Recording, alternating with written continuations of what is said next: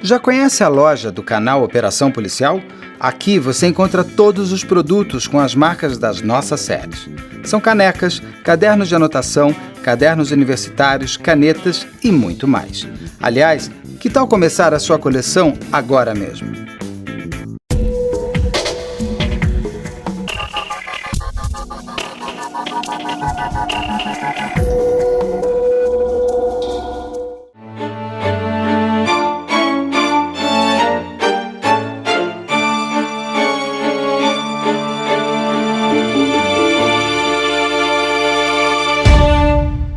Olá, sejam todos muito bem-vindos. Eu sou Carla Albuquerque, estou aqui hoje com o delegado Dr. Bruno Fernandes. Ele é delegado de Laguna, em Santa Catarina.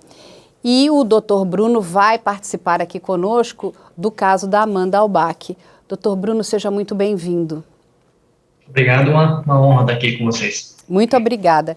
E para a gente começar, doutor, eu vou pedir para o senhor explicar para a gente um pouquinho esse caso que envolveu, infelizmente, a morte da Amanda Albach. Você explica para a gente? Sim. Na verdade, Laguna, Santa Catarina, sul de Santa Catarina, uma região litorânea, verão tende a aumentar aí a população em virtude dessa região. Tomamos conhecimento em virtude de que uma mulher teria saído lá do Paraná, de Fazenda Rio Grande, salvo engano, até a região de Imbituba. O exato local em que ela esteve naquele final de semana é uma região limítrofe entre os municípios de Laguna e de Imbituba.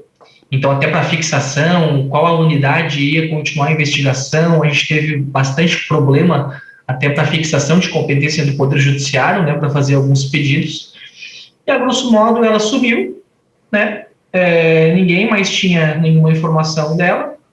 Ela teria ido numa festa em Florianópolis, e as pessoas que podiam esclarecer alguma coisa naquela época também teriam fugido a um paradeiro aí ignorado, vindo-se então a ganhar mais força, de que de fato teria acontecido alguma coisa com ela, e não seria uma simples fuga ou uma ausência de retorno à casa dos pais ou algo nesse sentido. O começo é sempre muito complicado, porque é para fins de representar para o Poder Judiciário, para alegar que aconteceu alguma coisa, quando na verdade não se sabe nada, porque não tínhamos informação nenhuma dela, encontro de cadáver, nada nesse sentido. Então, essa primeira fase foi muito técnica para a gente tentar demonstrar aí as polícias, eu digo polícia civil de modo geral, mas as unidades de Laguna e de Imbituba, elas trabalharam muito nessa construção técnica em razão das controvérsias, de que estavam sendo apresentadas numa tentativa de justificar de que ela teria voltado para o estado de origem, e que foi tudo tranquilo, algo nesse sentido. Então, esse momento inicial foi bem técnico, vamos dizer assim, para pegar essas incoerências. E a partir de então, construir cada vez mais, deixar um conjunto bem sólido aí de que, de fato, ela teria se envolvido, teria sido vítima de um crime ainda a ser esclarecido naquela época, até conseguir por completo, com a deflagração das operações, o esclarecimento completo, com alguns fatos que ainda têm que ser esclarecidos em juízo, mas aí, de forma cabal, conseguir encontrar o cadáver, enfim, dar aquela resposta para a sociedade que a sociedade tanto aguardava, no que teria acontecido com ela. Mas, doutor Bruno, no primeiro momento chegou para você que tinha acontecido um desaparecimento, é isso?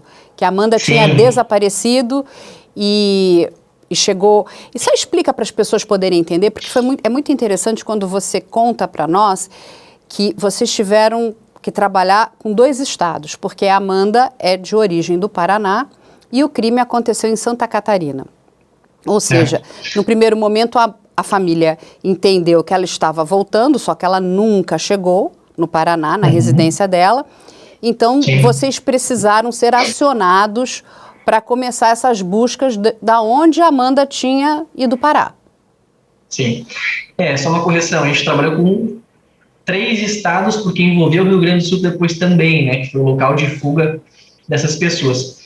O grande problema, né, nesses casos de desaparecimento é que, infelizmente, são vários os casos de desaparecimento de pessoas, né, ao longo do ano, em registros que aportam numa delegacia, e na sua grande maioria, né, essas pessoas voltam para casa, justificam porque saíram. Então, a polícia sempre tem um trabalho muito grande em entender se aquele registro tem um pano de fundo robusto a justificar que aconteceu alguma coisa, ou se é só mais um dos rotineiros casos em que ela quis sair, não quis dar satisfação ou voltar. E aí sim, numa sexta-feira, a delegacia de polícia da cidade em que ela reside, aí no Paraná, comunicou à delegacia de Imbituba, e a delegacia de Imbituba, né, porque a casa em que ela teria vindo para Santa Catarina se situaria numa região limítrofe entre Laguna e Imbituba, então Imbituba recebeu esse primeiro contato, e aí o colega de Imbituba, ele entrou em contato com os demais policiais da região, informando que nós tínhamos um caso de desaparecimento na nossa região, de uma mulher que não seria daqui, e a partir de então, né, nós começamos a entender, ele mesmo fez os contatos iniciais naquele final de semana para amigos dela, pessoas conhecidas, enfim, tentando entender se aquele caso em específico seria mais um dos que depois vem-se a descobrir que, na verdade, foi uma simples fuga, ou a pessoa reaparece, ou se teria uma gravidade suficiente a justificar uma deflagração de uma investigação, né? E aí, nos primeiros dias, basicamente, foi feito isso, mas nos 2, 3 primeiros dias já foi possível encontrar alguns indícios de que esse não seria mais um caso rotineiro, de que ela possivelmente teria sido, né, se envolvido em algo a ser esclarecido aqui na nossa região. E aí as duas delegacias enviaram esses esforços, assim, né, no sentido de esclarecer o que teria acontecido. E aí as informações que vocês tinham no primeiro momento é que ela estaria nessa casa em Imbituba, né? Vocês tinham esse endereço. Só que o que você, né, colocou muito bem é que eles já não estavam mais nessa residência, eles já tinham se evadido para o Rio Grande do Sul. Então entra aí esse terceiro estado. É isso? Isso, nesse final de semana as polícias descobriram, possivelmente, não tínhamos a certeza ainda, das pessoas que se encontravam com elas. Algumas pessoas que estavam na festa mostraram os registros fotográficos, só que a festa foi no domingo, né? E aí tínhamos conhecimento, né, de que se ela teria ido para a festa com eles, possivelmente ela teria permanecido com eles na segunda-feira até ela voltar para o estado de origem ou não. Mas ao longo daquela semana, né, com as informações, com essas entrevistas, né, com esse auxílio da comunidade, do local em que ela reside, com os amigos dela, foi possível localizar essa casa em que ela estaria. E aí se descobriu também de que eles já teriam, né, se demitido aí dos respectivos trabalhos, fugido às pressas do local, rescindido um contrato de aluguel, e isso na época chamou muito a atenção, porque foi uma saída muito repentina daquela ocasião, e aí vindo então a levantar ainda mais suspeitas de que eles poderiam estar envolvidos, né? E aí eles já não estavam mais em Santa Catarina, já estavam no Rio Grande do Sul. Então começa uma outra busca num outro estado. É isso, doutor Bruno? Aí na verdade descobrimos que eles teriam a própria proprietária do imóvel locado para eles na ocasião comunicou que eles de forma repentina teriam deslocado ao estado do Rio Grande do Sul, município de Canoas, né, local em que eles residiam. E tínhamos dificuldade até para encontrá-los naquele local. Mas, em dado momento, né, nesses primeiros 7 dias, considerando de que já se noticiava no Paraná o envolvimento deles na prática desse crime, eles, numa tese defensiva, né, eles acabaram constituindo um advogado, vieram a público, acho que alguns canais de comunicação argumentar de que não teriam nenhum envolvimento, de que estariam à disposição das polícias, enfim, tentando fazer parecer crer de que eles não teriam envolvido e que essa saída não teria sido repentina, como as polícias já estavam suspeitando. E aí eles decidiram se voluntariar, né, para serem ouvidos aqui em Santa Catarina, ainda que por videoconferência, né, para apresentar uma possível versão. E aí, nessa versão, eles alegam que estavam realmente na festa com ela naquele final de semana e que a teriam deixado num específico ponto, no município de Imbituba, um ponto em que ela teria saído para pegar um Uber para retornar ao estado de origem. Mas daí, fazendo uma análise dos 3 depoimentos, percebe-se ainda mais muita incoerência, que algo tinha muito que ser explicado naqueles depoimentos, até porque foram feitos virtualmente, né? As equipes não sabiam onde eles se encontravam, o advogado se voluntariou a apresentá-los. Essa tentativa até de embaraço das investigações, né? Uma falsa boa-fé, vamos dizer assim. E, enfim, aí trabalhou-se com essas incoerências, né? Até porque o local em que foi repassado, né, adentrando um pouco mais, em que eles permaneceriam no estado gaúcho, depois confirmou que não era lá onde eles estavam. Então, houve essa tentativa de uma falsa boa-fé para as polícias, até para colocar em xeque possivelmente a participação deles ou não. Mas daí o trabalho... Não, pode falar, pode terminar, desculpe. Não, mas daí um trabalho bem técnico, né, com várias medidas solicitadas ao Poder Judiciário, numa análise muito criteriosa dos depoimentos, e a própria percepção, né, da polícia, que quando ouve alguém, já sabe quando essa pessoa quer se eximir de eventual responsabilidade, respostas evasivas, enfim. Mas ficou muito claro que tinha algo muito grave a ser esclarecido por esse cotejo de medidas que foram tomadas. E aí, doutor Bruno, como que funcionou? Eles voltaram para Santa Catarina, se apresentaram, ou vocês tiveram que pedir a prisão deles? Como é que isso aconteceu? Não, eles nunca retornaram. Eles, nessa primeira fase das investigações, eles passaram endereços de moradia, como se permanecessem à disposição das autoridades. Mas depois, na deflagração da operação, se verificou que não era o endereço em que eles se encontravam. Por isso que eu digo, é uma falsa... eles tentaram se mostrar de boa fé quando, na verdade, não tinha má fé. Era mais uma tentativa de embaraçar as polícias, né, para justificar a eventual participação deles nisso ou não. Mas eles foram ouvidos apenas virtualmente, e essa primeira fase da investigação, né, serviu para ouvir todos os amigos dela, todas as pessoas que tinham qualquer conhecimento a respeito do envolvimento, né, dela com eles, o grau de amizade, locais em que eles iriam, até para refutar outros meios de prova, né? A investigação ela não começa tão clara nesse sentido. Então, se falaram que ela teria voltado, ela voltou com quem? Voltou de Uber? Com que aplicativo? Qual é o motorista? Então, essa tentativa inicial foi uma análise muito bacana, dentre outras medidas cautelares mais sensíveis, né, com recursos tecnológicos, para tentar verificar se ela de fato saiu de Santa Catarina, se ela de fato saiu do município de Imbituba, se ela saiu no horário em que eles falaram que ela saiu, e depois se descobriu que não, que eles falam que ela saiu no horário, mas a gente demonstrou que não, que ela ficou no município de Imbituba no exato dia em que eles falam que ela já teria ido embora.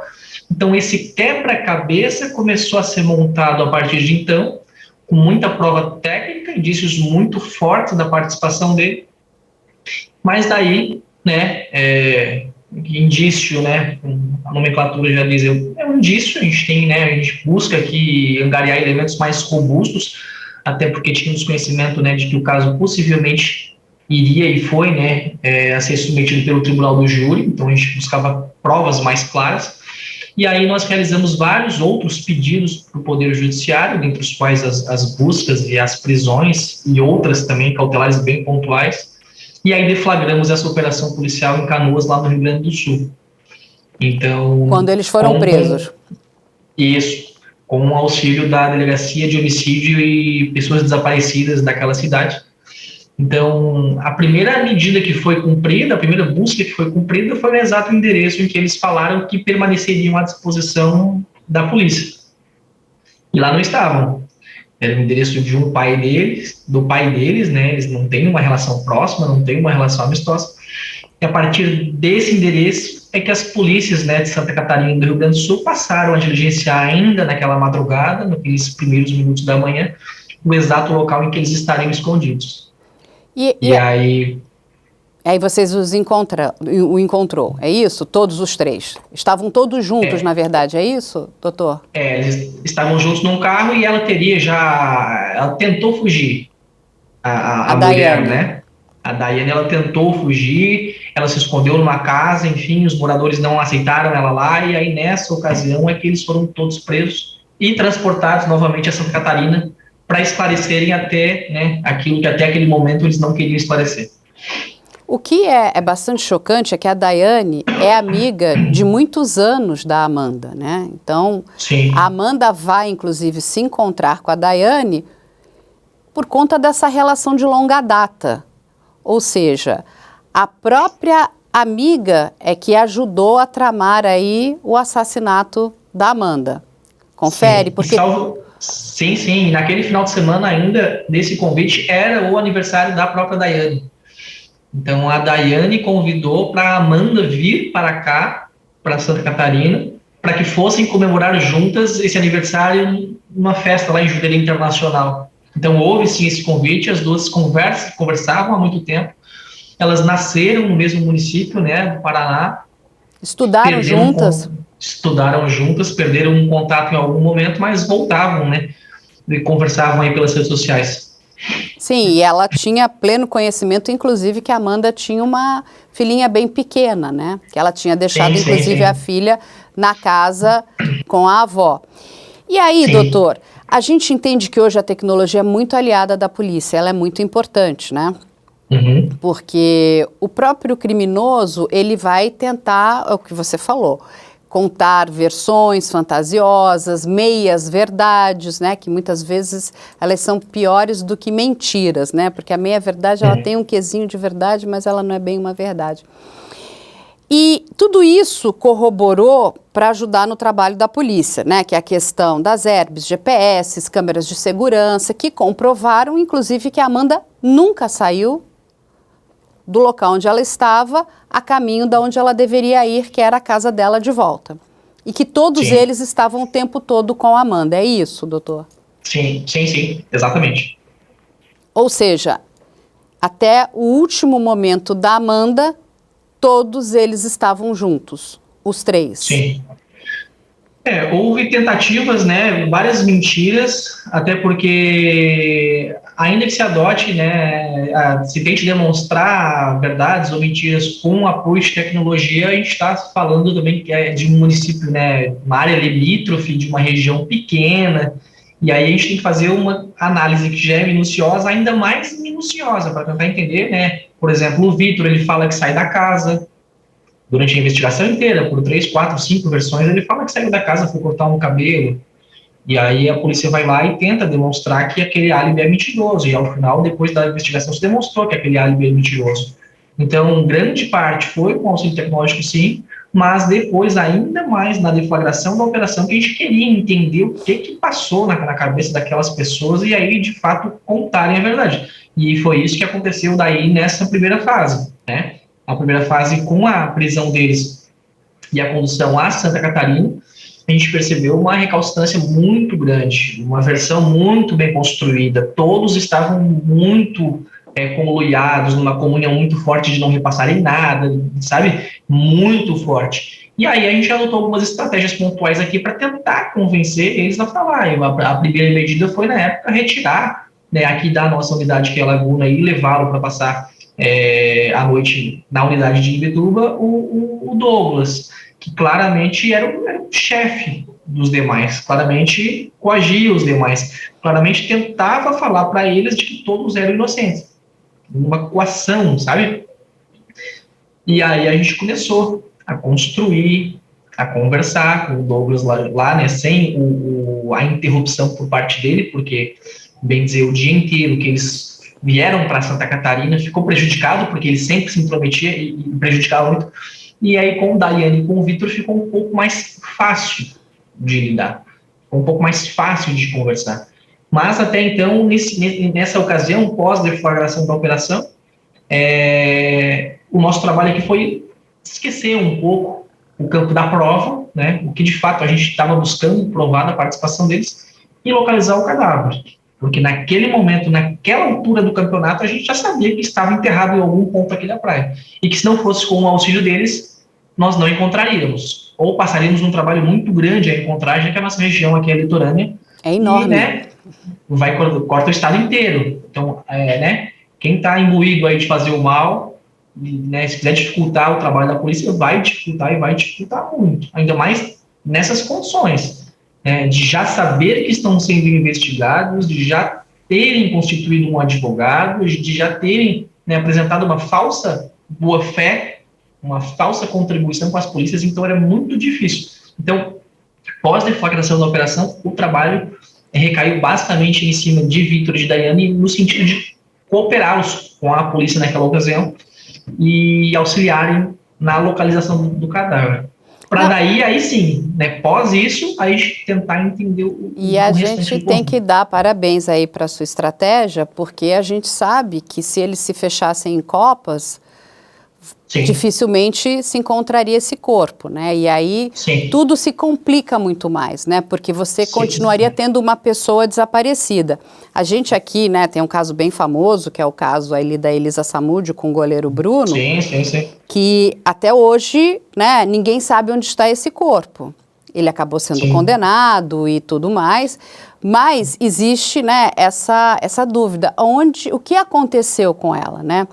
Como ela de fato foi morta, né? Ela morreu, sim, sim. O que aconteceu, né? Então, é muito angustiante, porque nem a família consegue dar o devido fechamento, é uma tortura muito grande. Sim, então, sim, foi uma estratégia muito inteligente da polícia, que nesse primeiro momento encontrar o corpo. E aí eu acho sim, que partir para motivação, entender qual foi, a autoria de cada um. Foi isso, doutor?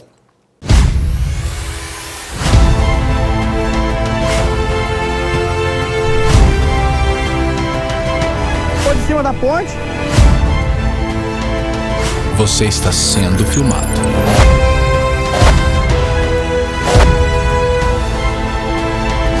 Você vê que ele desseca só metade. Isso é coisa do champinha. Era temido. Olha lá, foi. Levanta a mão. Pulo, só até ela mata ali, cara.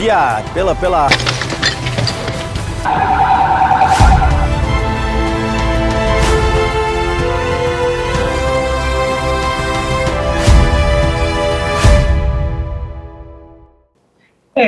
Foi um trabalho investigativo, montar um quebra-cabeça e pisando em ovos, porque qualquer estratégia naquela altura do campeonato que fosse feita de uma forma equivocada, certamente colocaria em xeque todo o trabalho da investigação. E aqui eu não me refiro do ponto de vista jurídico, processual, de eventual anulação, eu me refiro de estratégia realmente de encontrar o cadáver e de viabilizar para que a família tivesse acesso e com as suas despedidas, pudessem tentar minimizar, com respostas por parte do Estado. Então, foi muito complicado nessa ocasião. Com a deflagração da operação, a nossa equipe ela foi lá para o Rio Grande do Sul, para Canoas, salvo engano, numa quarta-feira à noite, deflagrando a operação na quinta-feira pela manhã. Quinta-feira pela manhã, nós conseguimos ter uma comunicação sem ser imbuída de muita mentira, de muita recalcitrância, naquele jogo por parte deles, apenas na quinta-noite. Então, quer dizer que, do ponto de vista estratégico, a comunicação entre polícia e investigado, preso naquela ocasião, com o chefe segregado em outro local, ela se deu apenas à noite. Foi ao anoitecer ali que eu consegui conversar com a Daiane, vi que ela, naquela altura, já estava caindo a ficha dela, porque repassamos muita coisa para ela que ela acreditou que não se comprovaria, a gente já tinha comprovado, e dali começou. Então eu conversei muito com ela no período da noite, na quinta-feira à noite, só eu e ela, e aí chamou atenção que em dado momento da conversa, nessa altura só estava eu na delegacia, mais um policial, enfim, e conversa vai, conversa vem, e aí deu de perceber os primeiros sinais por parte dela de que ela queria desabafar em algum momento, que ela não estava mais suportando aquilo, até porque o companheiro dela não estava mais junto com ela, então ela se sentiu um pouco fragilizada para desabafar realmente, E aí chamou a atenção que na quinta-feira eu conversei com ela, 1, 2 horas. E ao final da conversa, ela contou toda uma história construída, mas que tinha o seu pano de fundo de verdade. Ela veio falando a verdade, até na hora que ela pegou e foi contar que de fato que teria acontecido. Literalmente, na hora que ela foi contar o que aconteceu, que eles teriam matado ela mudou o semblante. Eu não sei o que aconteceu com a personalidade dela, mas ela mudou o semblante. Ela só olhou para mim e falou, aí deu o bololô todo. Aí eu assim, mas o que é o bololô todo? O que aconteceu? Mas foi nesse momento, de uma forma muito clara, que ao mesmo tempo em que a gente estava, né, na angústia de ainda não ter conseguido resolver esse caso, mas tínhamos, né, a nossa confirmação de que a investigação estava correta, de que eles estavam envolvidos e de que só faltava mais algumas poucas horas aí para que eles passassem a cooperar. E assim foi feito. Na quinta-feira nós fomos para casa, sexta-feira, 6 da manhã, nós retornamos para a unidade e voltamos a fazer aquele trabalho de muita conversa, teve muita conversa mesmo, para que passasse a desabafar. E aí, por volta das 8, 9 horas da manhã, é que daí ela desabafou e contou, né, a meia-verdade, porque ela também não esclareceu tudo, né, mas passando já a colocar os pingos nos is, a deixar muito claro a participação do esposo dela na prática desse crime, enfim, assumindo responsabilidades, se eximindo de outras, mas deixando muito certo de que a linha de investigação estava correta, que faltava apenas a eles aí esclarecer por completo, né? Então ela conta. E ela contando, os outros também assumiram? Todos confessaram, doutor? Sim, daí o que aconteceu? Na sexta-feira pela manhã, ela conta. Nós ainda estávamos numa corrida contra o tempo pelo encontro de cadáver, uma série de questões processuais, jurídicas, enfim, para não inviabilizar esse ato de cooperação que eles estavam, né, demonstrando a partir daquele momento.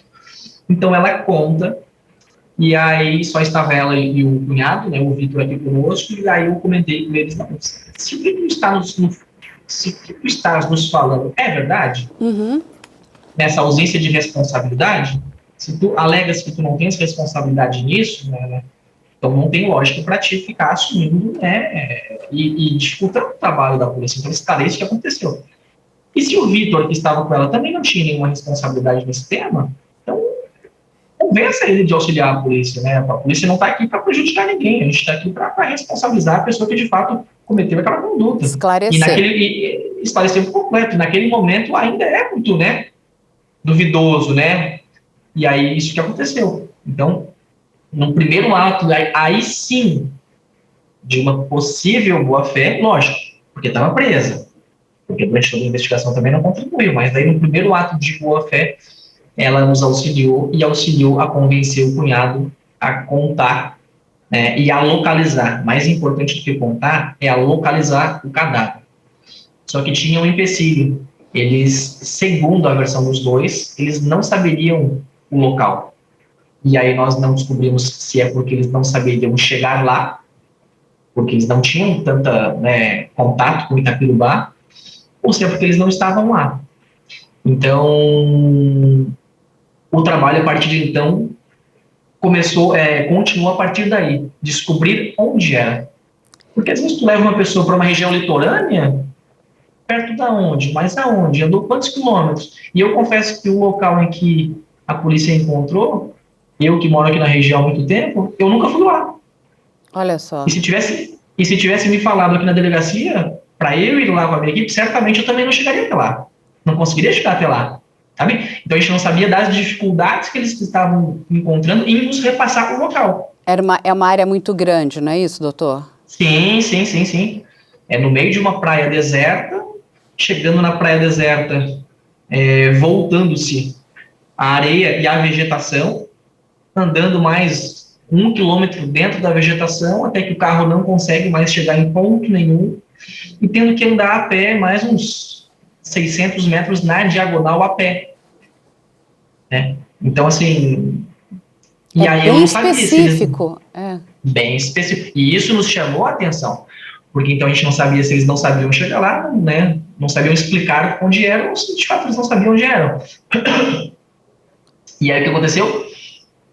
Tivemos que solicitar ajuda para que eles repassassem para aquela pessoa que sabia que era o Douglas de que nos levasse lá. Então, o trabalho começou a partir daí, de um processo de convencimento. Já que a parte de recurso tecnológico, nesse ponto da investigação, a gente já tinha feito basicamente tudo, tinha algumas medidas, mas que demoram, e a investigação, ela precisava de uma resposta mais enérgica, mais rápida, mais célere, até para os familiares da vítima, né? Então, a gente passou num processo de convencimento. E aí, solicitamos, então, que a unidade de Imbituba transportasse o Douglas até Laguna. E os dois se encarregaram, a partir de então, de convencer o Douglas de que ele deveria nos ajudar. Aí, assim que o Douglas chegou e eles pediram, a primeira coisa que ele falou foi um grau assim, de dissimulação que faz tempo que eu não tinha presenciado aqui em Laguna ainda. Mas vou ajudar o quê? A gente largou ela ali, tentando voltar a convencê-los de que ninguém tinha feito nada, de que ninguém tinha nenhuma responsabilidade, e mesmo os dois já tendo confessado para mim no interrogatório formal, com todas as garantias, filmado. Então, a dissimulação dele até o último minuto foi muito forte, muito forte. E aí, ele não queria falar, até que o irmão, o Vitor, pediu: delegado, eu vou conversar com ele. Ele vai nos mostrar o exato local, né? Ele sabe chegar lá. Enfim, aí demos 10, 15 minutos, e aí deu certo. O irmão pedindo pro irmão. O Vitor pedindo pro Douglas. E aí ele é convencido, e aí ele confessa que sabe onde é o local e leva vocês até lá. É isso, doutor? Exato. Aí ele nos leva até lá, e aí, por isso que eu digo, é uma região que me chamou a atenção de ele se recordar que era lá, nos pontos exatos. Doutor Bruno, deixa eu lhe fazer uma pergunta aqui, né? Ele, conforme você vai me contando, inclusive até os assistentes de acusação também me relataram aqui, é que ele está muito confortável com o local onde ele enterrou a Amanda. Ele conhece aquele local, não é um local que foi escolhido no último momento ou ao acaso. É um local que ele... Porque, assim, por tudo que vocês estão explicando, é um local de difícil acesso, é um local muito grande e é o que você falou, não é que é uma rua que você vira à direita, à esquerda, é um local que você pode se perder. Porque pode ser um pouquinho mais para a direita, um pouquinho mais para a esquerda, pode ser, sei lá, 200 metros antes ou 100 metros mais para frente. E quando a gente está falando, nós não estamos falando de centímetros, né? Você começa a aumentar a sua área ali. Mas ele sabia exatamente onde ela estava. É isso? Ele apontou exatamente o local correto? Sim. Eu não digo nem só local de difícil acesso, eu digo local de difícil memorização, porque no meio do nada, no meio da praia que não tem nada, é difícil se encontrar algum ponto de referência, né? Então, aí eu estava junto, estava eu e ele, mais um delegado, mais um colega, ele foi guiando. Não, então, vai até o meio da praia. Então, assim, aí chegou no meio do nada na praia, ele falou: agora vira à esquerda, voltando-se à vegetação. Aí andamos na vegetação, né? A polícia estava com uma caminhonete naquela época. Na vegetação, aqui para. Aqui agora vira para a direita. Tinha uma ruazinha ali, andamos mais um pouco. Agora para. Agora a gente vai andar na diagonal. Aí ele olhou assim para lá para longe, acho que uns 600 metros. Agora a gente vai ter que ir a pé. É lá no segundo morro. Tinham 3 morros, né? Primeiro, segundo, terceiro. É lá no segundo. E a gente ficou em dúvida, assim, não, será que ele quer fugir? O que será que ele quer fazer? Porque não tinha como se recordar, parecia que estava, assim, buscando algo aleatório, sabe? Sim. Inventando uma história de que ia lá, enfim, e aí no segundo morro, quando a gente parou no segundo morro, enfim, quando tem processos, né, de identificação de cadáver, localização, enfim, tem todo, né, infelizmente, um odor, uma circunstância de terra, eventual ave, né, urubu, enfim, e ali estava muito intacto. Então, assim que a gente chegou, a gente olhou para ele assim: tem certeza que é aqui? Porque nem a gente sabia onde que nós estávamos. Daí ele: não, tenho certeza que é aí, pode cavar. Então, o nível de conhecimento dele daquela região até parece que ele já tinha se utilizado daquela região para alguma outra coisa. É isso Ele sabia ele sabia exatamente como chegar até lá. Essa pergunta para você. Ele morava muito tempo nesse local? Ele já tinha morado outras vezes? Em algum momento ele contou se já tinha estado nesse lugar? Porque com essa precisão, né? Porque quando a gente pensa numa praia, é mais ou menos quase que um deserto, né? Você acertar, olha, nesse ponto, a não ser que ele tenha uma memória acima da curva, né? Porque realmente é o que você falou. A coisa que... A praia é um local onde as pessoas mais se perdem, né? Porque como ela vai tendo uma paisagem que é toda meio parecida, você acha que está num local, mas já não está mais naquele local. Inclusive, quando uma pessoa entra, né, no mar, a corrente vai puxando, quando você sai, você fala, mas onde que eu estou? Me perdi um pouco, né? Muitas crianças se perdem por conta dessa questão ali, que tudo é meio parecido. Agora, aí... A pergunta que eu vou te fazer, porque é o que você me falou, né? Eu posso até te fazer pode parecer um pouco absurda, mas quando vocês acham o corpo dela lá, que vocês cavam, né? E encontraram o corpo, chegou a ter vontade de cavar um pouco mais, outras dunas, para descobrir se tinham outras pessoas ali? Porque do jeito que ele... Parece até quando os assistentes de acusação contaram aqui pra gente também, eu falei, gente, mas... ele não escolheu esse lugar à toa. Alguma coisa deve ter acontecido nesse lugar já outras vezes. Ele está com muita intimidade nesse local. Já conhece a loja do canal Operação Policial? Aqui você encontra todos os produtos com as marcas das nossas séries. São canecas, cadernos de anotação, cadernos universitários, canetas e muito mais. Aliás, que tal começar a sua coleção agora mesmo? Ele tinha uma familiaridade com aquela região, ele soube chegar de uma forma muito tranquila, nos guiar até lá, por isso comentei que esse processo de convencimento dele foi muito importante para chegar até lá, mas, né, como todos os esforços na época estavam envolvidos aí em elucidar por completo o caso dela, os nossos esforços a partir daquele momento de localização dela não se deram no sentido de sair, né, de buscar outros corpos ou nada disso na região. E sim aí um processo de produção de prova. Produção de prova com um esclarecimento por completo dele, né, ainda que seja uma versão parcial, né, a ser debatida no momento posterior, com uma forma mais acurada com outras provas, mas num processo de convencimento para deixar uma prova muito clara para os jurados, para quando fosse submetido ao tribunal do júri, né, já que é um caso muito complicado, complexo, envolvendo 3 estados, enfim, então foi um processo de produção e simplificação de prova, né, e aí ele veio novamente para cá, a primeira coisa que a gente fez foi interrogar ele, né, com direitos constitucionais, abrindo mão da presença do advogado, ele abriu mão porque, como eu dizia, ele assim, poxa, mas eu já falei para vocês tudo que aconteceu, porque daqui até lá ele foi falando, então eu disse, não, mas tudo bem, mas agora a gente vai te ouvir formalmente.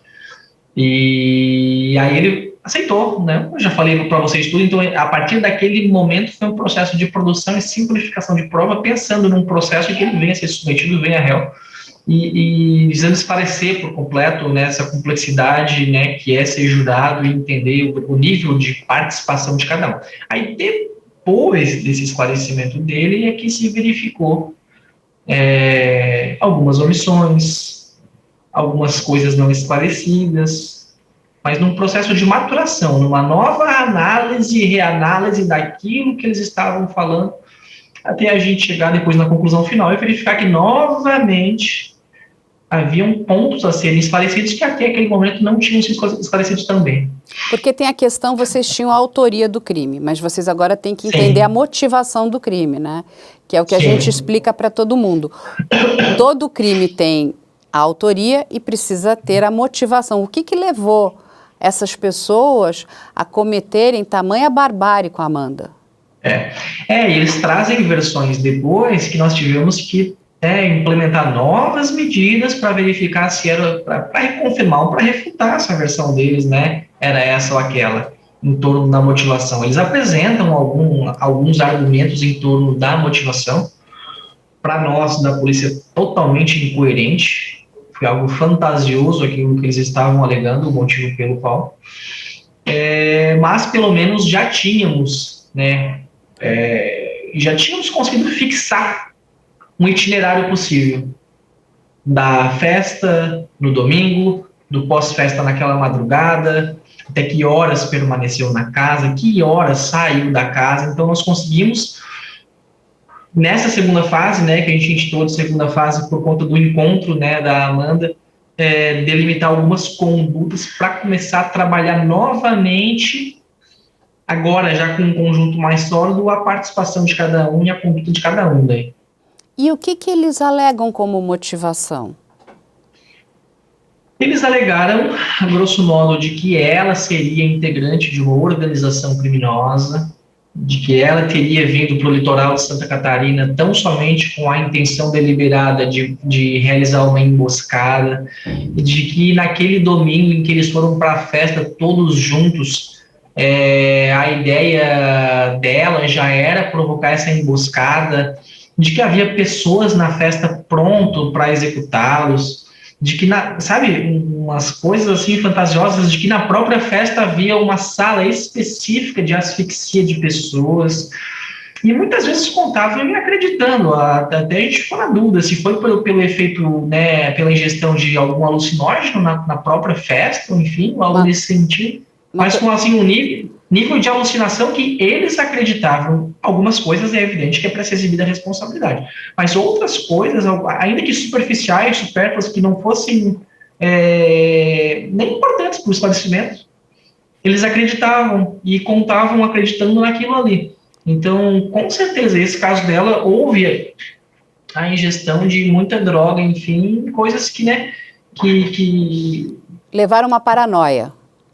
Levaram uma paranoia e foram potencialmente causadoras, aliadas por alguns outros fatos, enfim, a praticar esse crime. E eles todos são usuários de drogas, doutor? Ah, sim.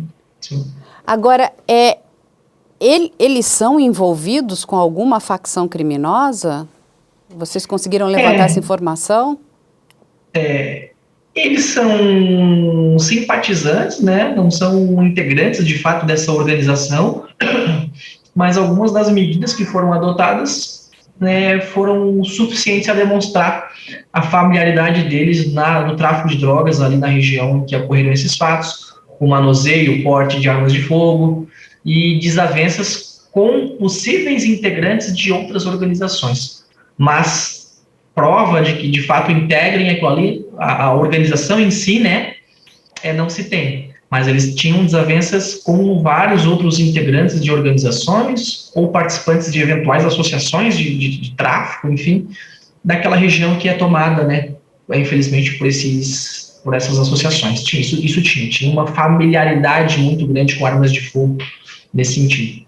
E, doutor, pela sua experiência, você acha que esse crime foi premeditado ou ele foi levado pela paranoia do grupo? Eu acredito que foi levado pela paranoia do grupo, tá? Aliado a algumas outras desavenças internas entre eles.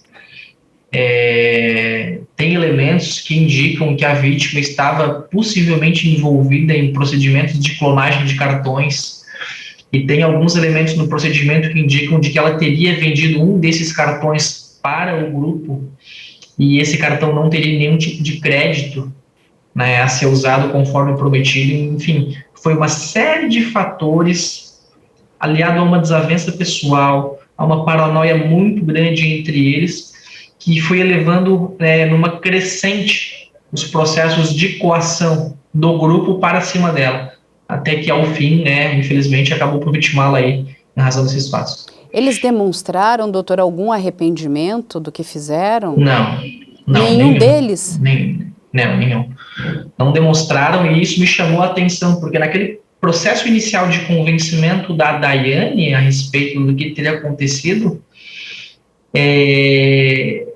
tentando, né, naquele momento nós acreditávamos que eram super amigas, enfim, a primeira coisa que ela me falou durante esse processo, ela olhou assim com uma cara bem de... Assim, até parecia alguma psicopatia dela, o semblante muda, parecia, sabe, uma outra personalidade dela. E ela falou: tu não conhece a Amanda? tu não conhece realmente quem é a Amanda. Um semblante negativo, algo que realmente se chocou pelo grau assim, de frieza, e isso antes da confissão, isso num processo bem lá atrás de convencimento. E ali foi o primeiro, ali foi o primeiro start que a gente viu assim, não, ela tá aparentando que odeia ela por algum motivo, mesmo sendo amigas, mesmo tendo todo um processo lá de trás, sabe? Mas deu de perceber um grau de frieza muito grande ali. Que coisa triste. E eles chegaram a confessar como é que eles praticaram o crime? Eles levaram essa menina até lá? Se ela foi torturada? Se ela foi, enfim, abusada? O que aconteceu com ela? Eles contaram ou não?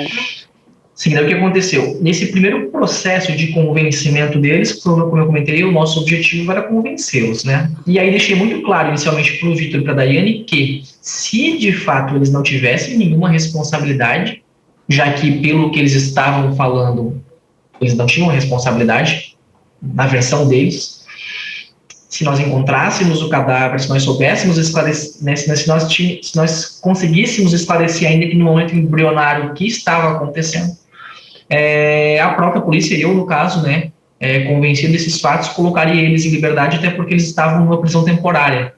Tá? Então, quem assume a responsabilidade por completo, se colocando no local de crime, no local em que o cadáver foi enterrado e contando meias verdades, né, ou aquilo que lhe convém, porque depois ele mudou, foi o Douglas.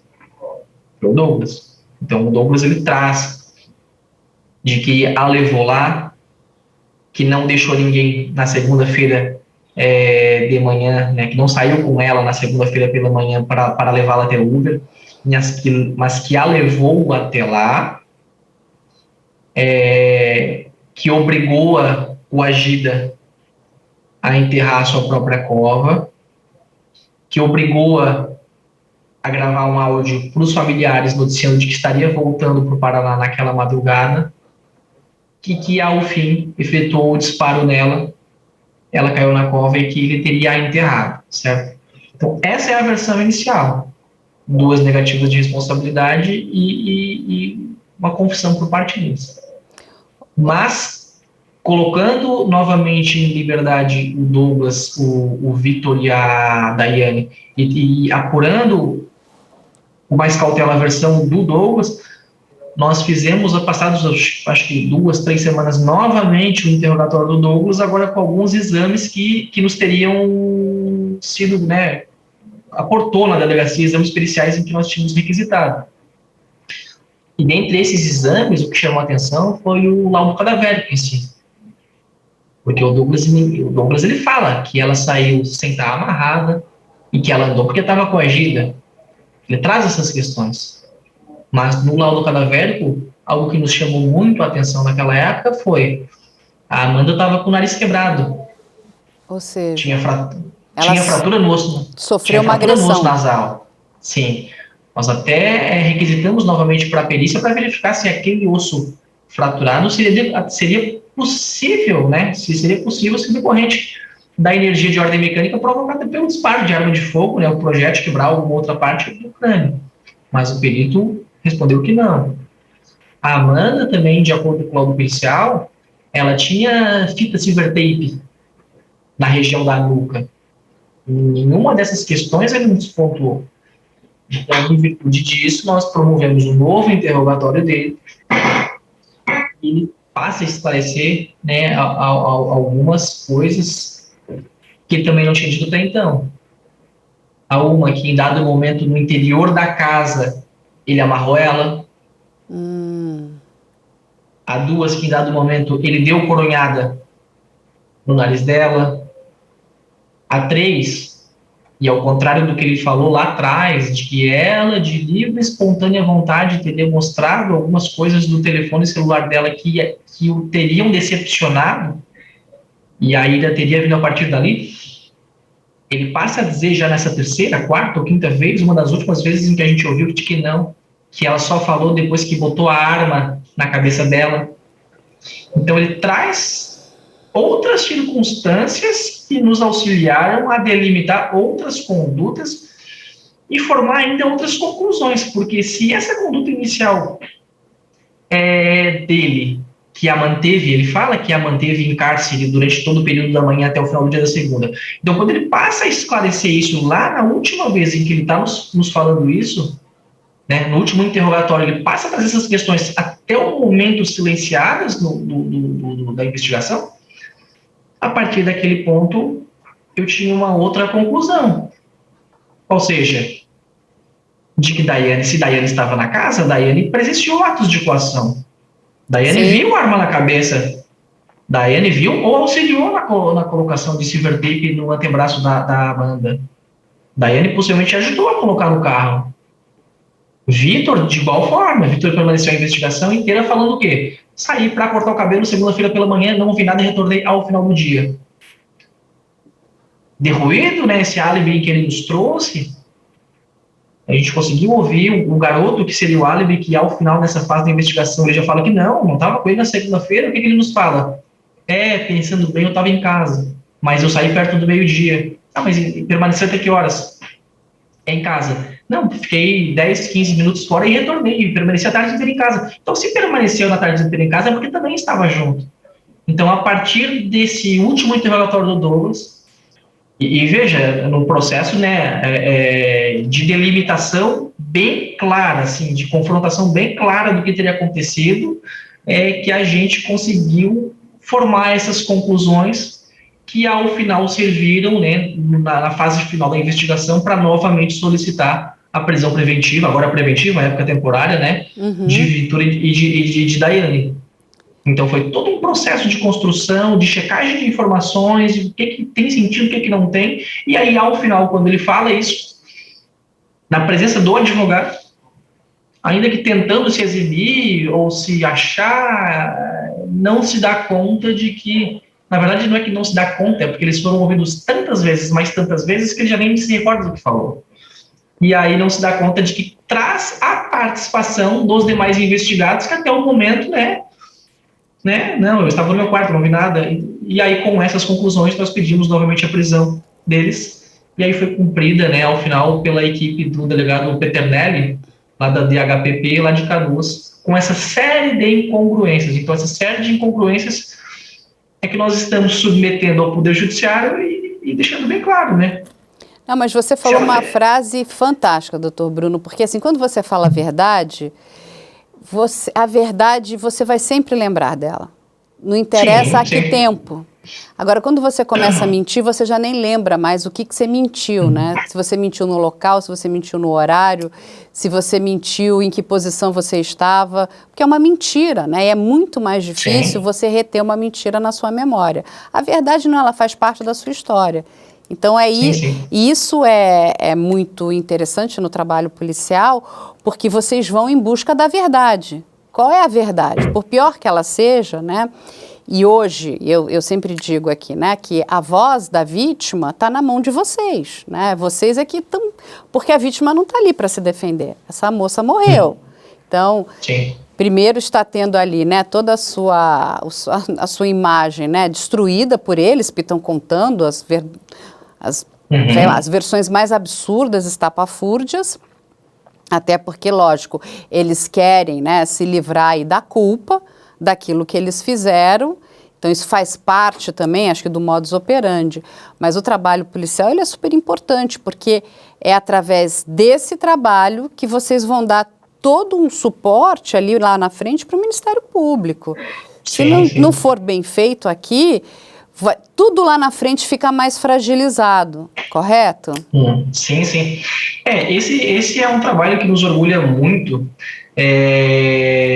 não porque foi de sucesso ou porque deu certo, porque quando a gente passa um resumo daquilo que aconteceu, parece que foi tudo muito simples. Mas veja, o momento inicial da investigação foi uma construção de indícios que nos permitissem formular alguns pedidos para o judiciário, já que não sabíamos de nada, foi de desconstruir algumas mentiras que já vinham sendo repassadas. Conseguido, né, levantados esses indícios, foi um processo de localização, de identificação, de prisão. Foi de terceira fase, foi um processo de convencimento, convencimento em auxiliar a polícia, convencimento em localizar e encontrar o cadáver, convencimento, não a respeito de delimitação de conduta, mas convencimento daquilo, ainda que, né, de acordo com a livre conveniência de cada qual, mas de convencimento.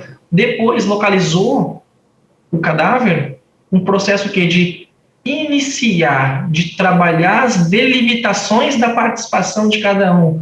E aí, o final mesmo, né, a cereja dessa investigação foi que uma análise muito acurada, muito minuciosa por todos os policiais, do começo da investigação até o final da investigação.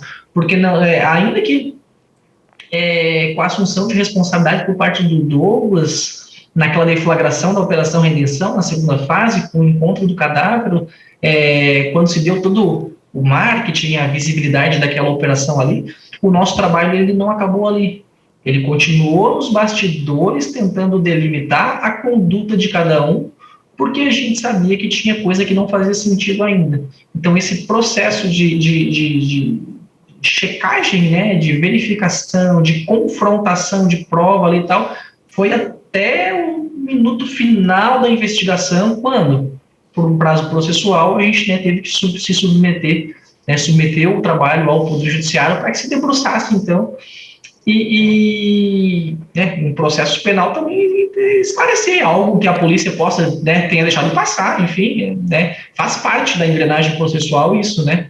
Então, foi muito bacana por conta disso. Não, vocês estão de parabéns, até porque, como eu repito aqui novamente, para que agora, né, a promotoria, o Ministério Público, né, eles consigam fazer um bom trabalho, eles precisam de todo o trabalho que vocês fizeram, que é fundamental, porque a gente sabe que a defesa agora, e faz parte do papel da defesa, Sim, rebater cada ponto, não é isso?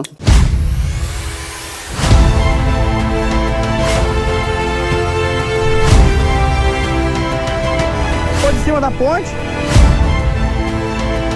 Você está sendo filmado.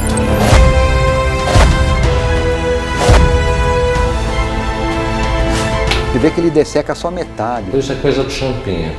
tem mito. Olha lá, foi. Pulo, só ela mata ali, cara. Pela...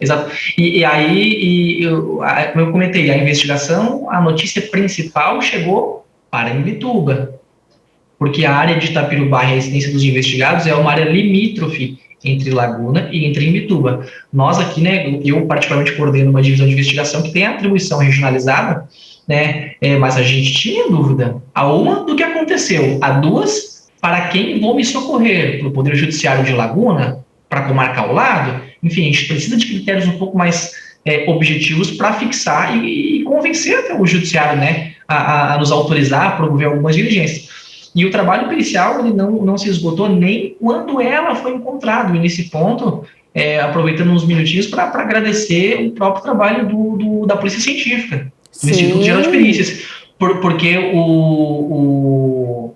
quando a casa deles, que eles estavam, é em Itapirubá Sul, ou seja, comarca de Laguna, nossa região, mas o transporte dela foi para Itapirubá Norte, parte de Imbituba. Mas e aí? E se eles estão mentindo? E se eles mataram foi na casa? E se naquela praia foi só ocultação de cadáver? Enfim, então houve todo um processo e diligências que foram implementadas, inclusive pela Polícia Científica, no sentido de localizar vestígios no local de crime que viabilizassem as nossas conclusões. E eles acharam. Inclusive, encontraram o próprio projétil que transfixou o corpo dela e foi para debaixo da duna. Então, eles conseguiram nos dar substrato para deixar muito claro que não. Realmente, foi na praia e, nesse ponto, os investigados falaram a verdade. Agora, naquele ponto em que ela saiu de livre, espontânea vontade, mais coagida, sem estar amarrada, aí era mentira. Porque também nos forneceram material no sentido de que ela estava amarrada. Então, essa simbiose, essa troca de informação é muito importante para a investigação e quem ganha, né?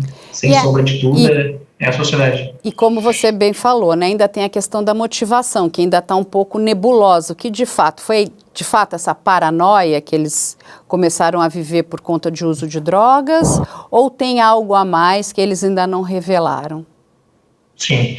Acredito que tem algum desacerto muito grande entre eles nesse sentido, e algo aconteceu muito grande naquele final de semana, aliado a uma paranoia muito forte por conta deles, sabe? Eles se mostraram, assim, paranoicos durante as oitivas. E quando você... Deixa eu só fazer uma pergunta, doutor. Quando você conversou com a Daiane, e elas eram amigas de longa data, em nenhum momento a Daiane se mostrou arrependida do que ela fez para a amiga, ou parou para pensar nas histórias que elas viveram juntas ali, ou você sentiu que tinha alguma animosidade entre as duas? Porque é duro, né? São pessoas, pelo que os assistentes de acusação, os advogados nos contam, é que ela inclusive frequentava a casa onde mora a mãe da Amanda. Então, para a própria mãe da Amanda, aquilo foi um grande choque. Nós sentimos aqui um grau inicial de ciúme, mas inveja grande também. Então, nós sentimos uma inveja grande nela. E aliado à própria personalidade, né? Como eu comentei, às vezes a gente ouvia ela e ela demonstrava uma frieza, uma mudança muito brusca de personalidade, ao ponto de fazer parecer que eu estava conversando hora com uma pessoa e hora com outra pessoa. Então, assim, chamou muita atenção essa postura dela. Você chegar...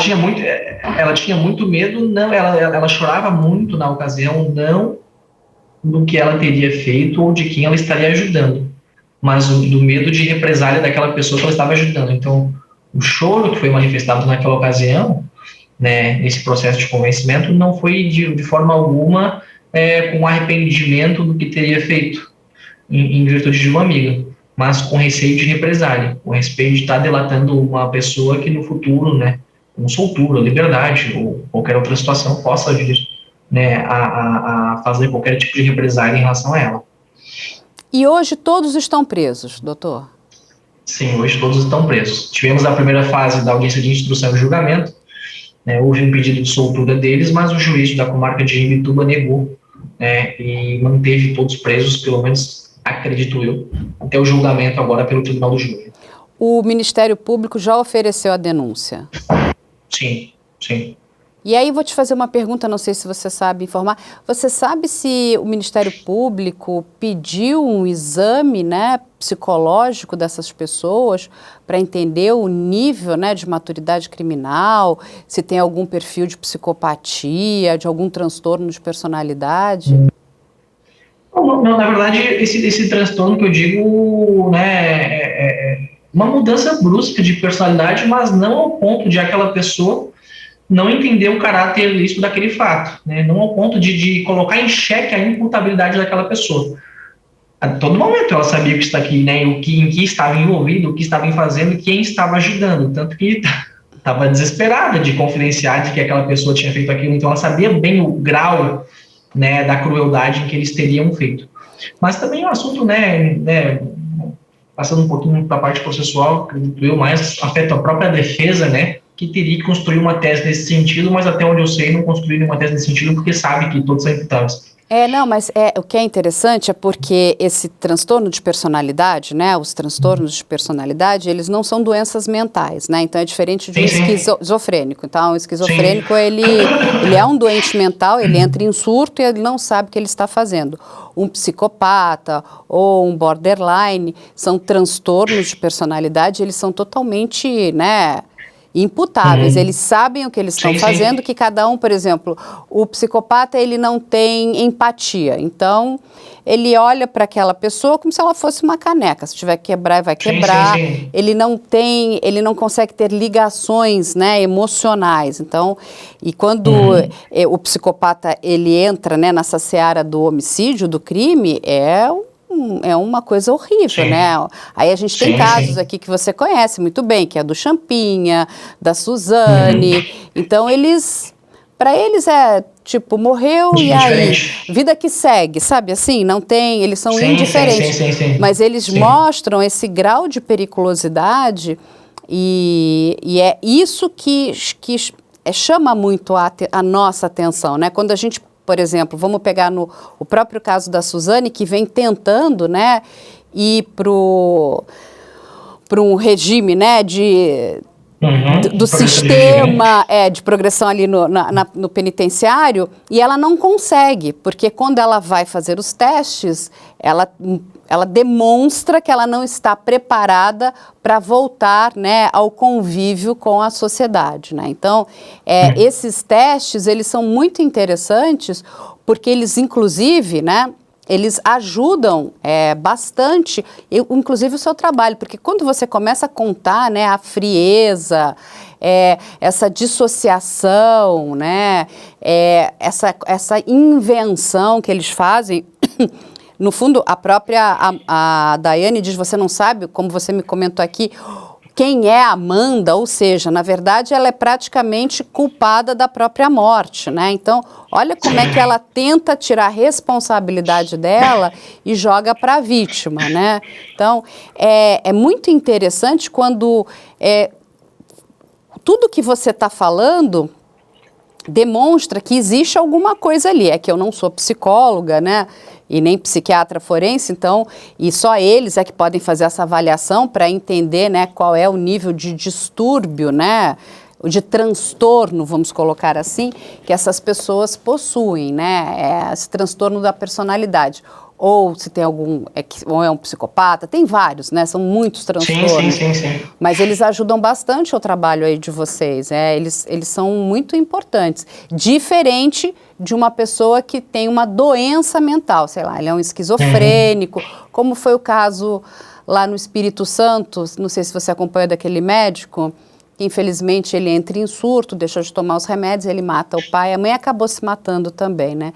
Mas ali é uma tristeza, você vê nitidamente, ele não era um criminoso, ele estava completamente perturbado e ele liga, ele avisa o tio que ele tinha feito e acaba se matando depois, porque ele estava em surto, ele já vinha, né, ele tinha a doença, a esquizofrenia, inclusive diagnosticada.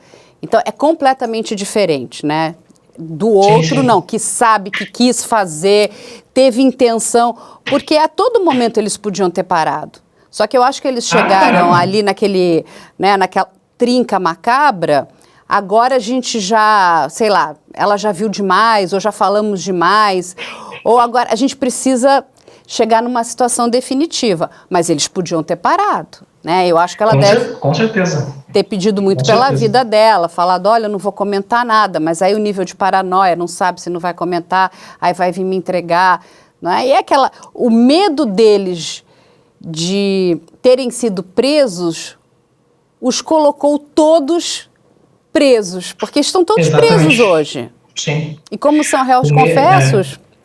Sim. O medo em virtude do extravasamento, né, de eventuais atos de coação durante a permanência na residência foi com que extrapolassem ainda mais, né, na conduta deles, né. É o estalo do bom senso, falar, não, vamos parar, porque é melhor parar aqui, por pior que seja, do que a gente continuar e ficar muito pior, né? Sim, com certeza. Mas não pensaram dessa forma. Olha, doutor Bruno, muito obrigada, parabéns pelo seu trabalho aí, é fantástico. A gente tem que fazer outros casos seus também, de verdade. Uma disposição. Bom, gente, hoje a gente acabou de falar com o doutor Bruno, ele é o delegado do caso da Amanda Albach, ele nos contou aí o belíssimo trabalho que a Polícia Civil fez de investigação junto com a polícia também do estado do Paraná e do Rio Grande do Sul. Olha, foi uma grande força-tarefa, isso nos orgulha muito quando a gente vê esse trabalho aí conjunto das nossas polícias para o esclarecimento aí desse crime que vitimou essa moça tão jovem, que tinha aí um futuro brilhante pela frente. Mas aqui a gente parabeniza esses nossos policiais e a gente espera aí que agora o Ministério Público faça um bom trabalho junto com os assistentes de acusação, né, para trazer aí um pouco de justiça, apesar da gente também saber que depois que um crime desses acontece, não existe mais justiça, né, porque ninguém traz essas pessoas de volta. A Amanda não volta, mas a gente precisa também deixar aí algum tipo de, vamos colocar assim, de punição, né? Para que outras pessoas entendam que não existe crime perfeito, só existe crime mal investigado. E quando a gente tem uma polícia de qualidade, você vai ser pego. Gente, obrigada.